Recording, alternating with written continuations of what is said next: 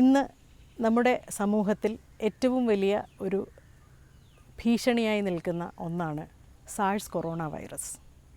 എവിടെ നോക്കിയാലും കൊറോണയെപ്പറ്റിയുള്ള ആശങ്കകളും ഉപദേശങ്ങളും ചികിത്സാ രീതികളുമെല്ലാം പറയുന്ന ഒരുപാട് വൈദ്യന്മാരെയും ഡോക്ടർമാരെയും ഒരുപാട് വൈദ്യശാസ്ത്രത്തിൻ്റെ ഉപദേഷ്ടാക്കളെയും നമുക്ക് കാണാം. ഇപ്പോൾ ഇതിലേത് തള്ളണം, ഏത് കൊള്ളണം, ഭയം വേണോ, ജാഗ്രത മതിയോ എന്നൊക്കെയുള്ള ഒരുപാട് ആശങ്കകളിലാണ് നമ്മളെല്ലാവരും തന്നെ.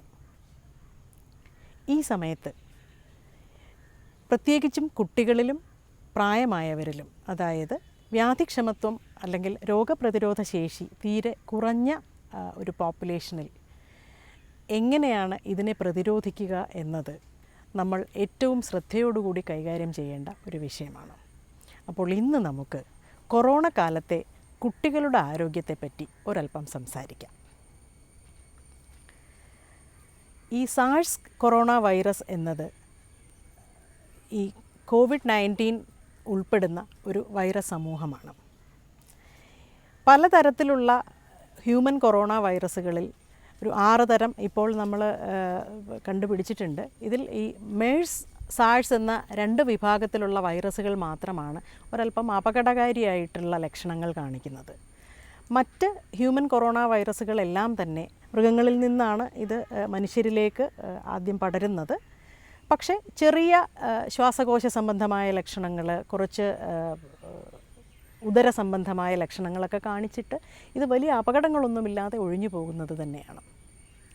ഈ COVID-19 എന്ന പ്രത്യേകതരം വൈറസ് ശരിക്കും അപകടകരമായ വൈറസുകളുടെ ഗണത്തിൽ പെടുത്താമോ എന്ന് ചോദിച്ചാൽ പൂർണ്ണമായും പറ്റില്ല. സാഴ്സിനെ പോലെയോ അല്ലെങ്കിൽ നിപ്പയെ പോലെയോ ഒന്നും അത്ര അപകടകരമായ ഒരു വൈറസ് അല്ല എങ്കിൽ പോലും ഇപ്പോൾ നമ്മുടെ കേരളത്തിൽ മോർട്ടാലിറ്റി അല്ലെങ്കിൽ മരണനിരക്ക് കുറവാണെങ്കിലും ലോകമെമ്പാടുമുള്ള മരണനിരക്ക് നോക്കിക്കഴിഞ്ഞിട്ടുണ്ടെങ്കിൽ അവഗണിക്കാൻ പറ്റുന്ന ഒന്നാണ് എന്ന് നമുക്ക് പറയാൻ പറ്റില്ല.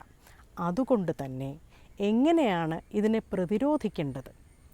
അല്ലെങ്കിൽ ഇന്ന് COVID-19 എന്ന വൈറസ് വരുന്നു, നാളെ മറ്റൊരു വൈറസ് വന്നു കഴിഞ്ഞാൽ ഇതേപോലെ ഇപ്പോൾ ഓരോ വർഷത്തിലും അല്ലെങ്കിൽ 2 വർഷം കൂടുമ്പോഴുമൊക്കെ മ്യൂട്ടേഷനും മറ്റും സംഭവിച്ച് നമുക്ക് പ്രവചിക്കാനാവാത്ത രീതിയിലുള്ള പുതിയ പുതിയ വൈറസുകളും ബാക്ടീരിയകളും ഒക്കെ നമ്മുടെ സമൂഹത്തിലേക്ക് കടന്നു വന്നുകൊണ്ടിരിക്കുന്ന ഈ ഒരു സമയത്ത് നമുക്ക് ചെയ്യാൻ പറ്റുന്നത് എന്താണ്?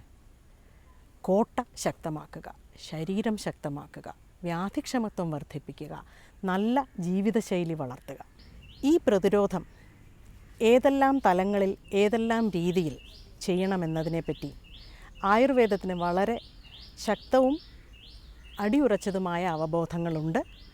ഇതെല്ലാം ജനപദധ്വംസനീയം എന്ന പേരിൽ, അതായത് ഈ ജനപദത്തെ ഉദ്ധ്വംസിപ്പിക്കുന്ന, അതായത് സമൂഹത്തെ നശിപ്പിക്കുന്ന പല ശക്തികളുമുള്ളതിൽ പ്രധാനമായിട്ട് പ്രാകൃതികവും മറ്റൊന്ന് ഈ പറഞ്ഞതുപോലെ ആരോഗ്യപരവുമായിട്ടുള്ള, അതായത് ഈ പ്രാകൃതികമായിട്ടുള്ള കാര്യങ്ങളെന്ന് പറഞ്ഞാൽ ഇപ്പം നമുക്ക് കാണാം ലാൻഡ് സ്ലൈഡ്, കൊടുങ്കാറ്റുകൾ, സുനാമി പോലെ ഒരു ജനപദത്തെ ആകെ, ഒരു സമൂഹത്തെ ആകെ തുടച്ചു നീക്കുന്ന രീതിയിലുള്ള നാച്ചുറൽ ഡിസാസ്റ്റേഴ്സിൻ്റെ ഭീഷണി ഉണ്ടാവും. 2 ഈ കൊറോണ പോലെയുള്ള പാൻഡമിക്കുകളാണ്. ഇതിനെ എങ്ങനെ നേരിടണമെന്നുള്ളതിന് കൃത്യമായിട്ടുള്ള മാർഗ്ഗരേഖകൾ ആയുർവേദ ശാസ്ത്രത്തിൽ പറയുന്നുണ്ട്. അതുകൊണ്ട് ഇതിനെ പ്രതിരോധിക്കാനും ഒരു പരിധിവരെ ഇത്തരം സിറ്റുവേഷൻസിനെ, ഇത്തരം സാഹചര്യങ്ങളെ ശരീരശക്തി വർദ്ധിപ്പിച്ച് വളർത്തി എങ്ങനെ നേരിടാമെന്നുള്ളതും ശാസ്ത്രത്തിൽ വളരെ വ്യക്തമായിട്ട് തന്നെ പ്രതിപാദിച്ചിട്ടുണ്ട്. നമ്മൾ ചെയ്യേണ്ടത് അതനുസരിച്ച് നമ്മുടെ ജീവിതശൈലികൾ ചിട്ടപ്പെടുത്തുക എന്നത് മാത്രമാണ്. പഴയ കാലത്ത് നമ്മൾ ഇത്രയുമൊന്നും സാമൂഹിക ബന്ധങ്ങൾ വ്യാപിച്ചിരുന്ന അല്ലെങ്കിൽ ധാരാളമായിട്ടുണ്ടാകാത്ത ഒരു കാലത്ത് ആയുർവേദത്തിൽ നമ്മളൊന്ന് പുറത്തിറങ്ങി നടക്കുമ്പോൾ അല്ലെങ്കിൽ നടക്കാൻ പോകുമ്പോൾ എന്തെല്ലാം കാര്യങ്ങൾ കയ്യിൽ കൊണ്ട് നടക്കണം എന്നുള്ളതിനെപ്പറ്റി വരെ പറയുമായിരുന്നത്. അപ്പോൾ പണ്ട് പറഞ്ഞിരിക്കുന്നത് പോലെ തന്നെ നമ്മൾ ആദ്യം ശ്രദ്ധിക്കേണ്ടത് പുറത്തിറങ്ങുമ്പോൾ നമ്മൾ വസ്ത്രം ധരിക്കുന്നത് പോലെയോ അല്ലെങ്കിൽ ഒരു കുട പിടിക്കുന്നത് പോലെയോ ഒരു തൊപ്പി ധരിക്കുന്നത് പോലെയോ ഒക്കെ പ്രാധാന്യം അർഹിക്കുന്ന ഒന്നായി ഇനി മുതലുള്ള ജീവിതത്തിൽ ഈ പറയുന്നത് പോലെ മുഖാവരണം അല്ലെങ്കിൽ മാസ്ക് മുതലായവ നമ്മുടെ ജീവിതത്തിൽ സ്വാംശീകരിക്കേണ്ടത് വളരെ അത്യാവശ്യമാണ്. ഞാൻ കോവിഡിനെ പറ്റി മാത്രമല്ല പറയുന്നത്. അതേപോലെ തന്നെ കുട്ടികളെ നമ്മൾ എറ്റിക്കേറ്റ് പഠിപ്പിക്കുന്ന സമയത്ത് നമ്മളൊക്കെ പഠിപ്പിക്കാറുള്ളതും പക്ഷേ വലിയ സ്ട്രെസ്സൊന്നും കൊടുത്ത് പഠിപ്പിക്കാത്തതുമായിട്ടുള്ള കാര്യങ്ങളാണ് ഉറക്കെ ചിരിക്കുക, തുമ്മുക. അങ്ങനെയുള്ള അവസരങ്ങളിൽ വായ പൊത്തണം എന്നുള്ളത് വളരെ കൃത്യമായിട്ട്, ഇതും ഈ ആയുർവേദത്തിൽ പറഞ്ഞു വെച്ചിട്ടുള്ള കാര്യങ്ങളാണ്. ഒരിക്കലും അസംവൃത മുഖക്കുരി, അതായത് മുഖം മറയ്ക്കാതെ യാതൊരു കാരണവശാലും തുമ്മൽ, ചിരി തുടങ്ങിയ കാര്യങ്ങൾ ചെയ്യാൻ പാടില്ല എന്ന് വളരെ കൂട്ടുവായിടുന്നത്, ഇതൊക്കെ വായ പൊത്തിക്കൊണ്ട് വേണമെന്ന് കൃത്യമായിട്ട് പറഞ്ഞിട്ടുണ്ട്. ഇതെല്ലാം എന്തിനു വേണ്ടിയിട്ടാണ്?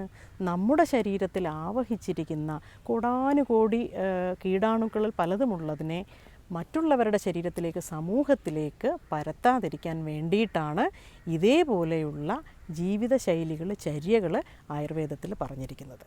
ഇതേപോലെ തന്നെയാണ് നമ്മൾ സാനിറ്റൈസർ മുതലായ കാര്യങ്ങൾ ശരീരത്തിൽ കൊണ്ടു നടക്കണമെന്ന് പറയുന്നത്. ഇപ്പോഴും നമ്മളിൽ പല ആൾക്കാരും പ്രൊട്ടക്ഷന് വേണ്ടിയിട്ട് ഈ പറഞ്ഞതുപോലെ ജ്യോത്സ്യന്മാരെ എല്ലാം കണ്ട് നമ്മുടെ നാളിന് ചേരുന്ന രത്നങ്ങൾ ധരിക്കുന്നതിനൊക്കെ നമുക്ക് വലിയ ഉത്സാഹമാണ് പലർക്കും, എല്ലാവരെയും ഞാൻ പറയുന്നില്ല. ഇതൊക്കെ എന്തിനു വേണ്ടിയിട്ടാണ്? നമ്മുടെ പ്രൊട്ടക്ഷന് വേണ്ടിയിട്ട്, രക്ഷയ്ക്ക് വേണ്ടിയിട്ടാണ്. ഇതേപോലെ തന്നെയാണ് നമ്മുടെ ശരീരത്തിൽ മറ്റ് രോഗാണുക്കൾ വരാതെ ഇരിക്കാൻ വേണ്ട കവചങ്ങൾ നമ്മൾ ഉപയോഗിക്കുന്നത്. പഴയ കാലത്ത് വളരെ രസകരമായ കാര്യം എന്ന് വെച്ച് കഴിഞ്ഞാൽ, കുട്ടി പ്രസവിക്കാൻ കിടക്കുന്ന, അപ്പോൾ അതിന് സൂതികാകാരം എന്ന് പറയും, അതായത് പ്രസവിച്ച് കിടക്കുന്ന സ്ത്രീ താമസിക്കുന്ന ഒരു പ്രത്യേക, നമുക്കൊരു നഴ്സറി എന്ന് വേണമെങ്കിൽ പറയാം.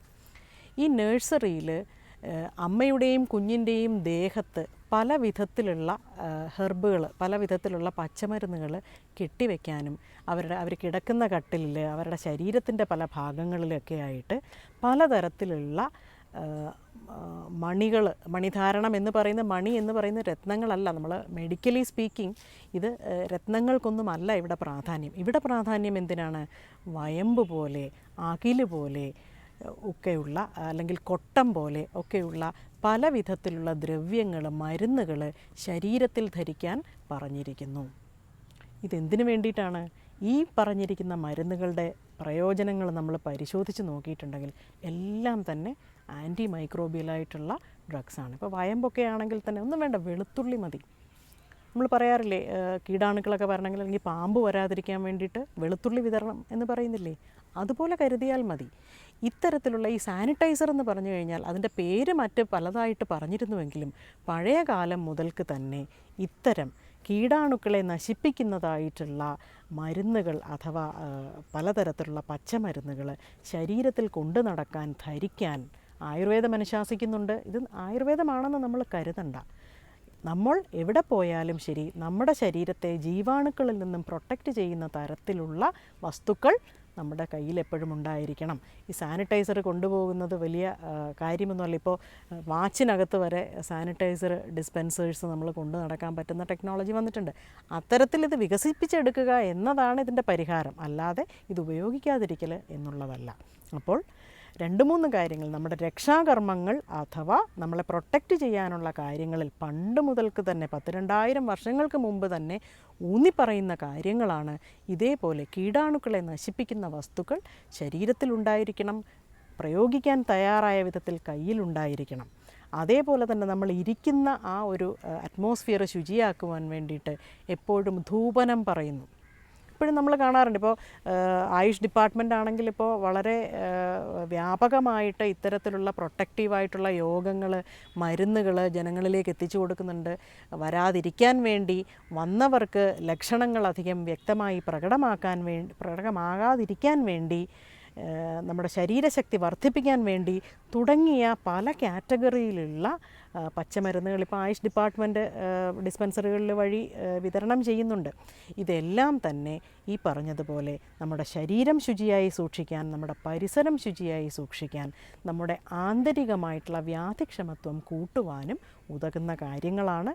അതുകൊണ്ട് ഇതെല്ലാം തന്നെ ഭക്ഷണം, നല്ല ഭക്ഷണം കഴിക്കുന്നത് പോലെയും നല്ല ഉറക്കം കിട്ടുന്നത് പോലെയും നമ്മുടെ നല്ല ജീവിത ശൈലികൾ ആചരിക്കുന്നത് പോലെയും പ്രധാനപ്പെട്ട അല്ലെങ്കിൽ ജീവിത ശൈലിയുടെ, ഡെയിലി റുട്ടീൻ്റെ, ദിനചര്യയുടെ ഭാഗമാക്കണം ഇത്തരം കാര്യങ്ങൾ എന്നത് ഇനിയുമുള്ള തലമുറയെ നമ്മളിപ്പോൾ തന്നെ പഠിപ്പിക്കും.